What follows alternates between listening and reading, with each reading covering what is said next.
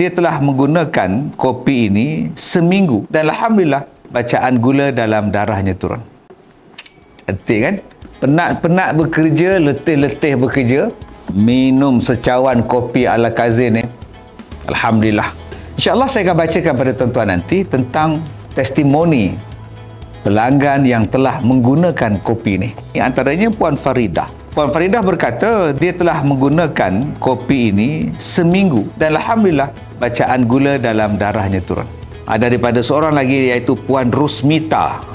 Puan Rusmita ni selepas dia minum, alhamdulillah bacaan gula dia juga stabil dan turun daripada kebiasaannya. Ini kebiasaan yang berlaku kepada Puan Rusmita.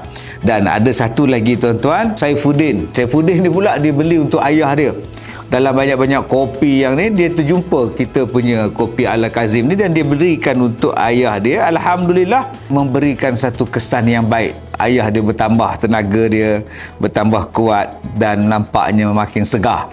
Jadi ini testimoni-testimoni yang menghantar respon mereka selepas mereka menggunakan kopi ala Kazim.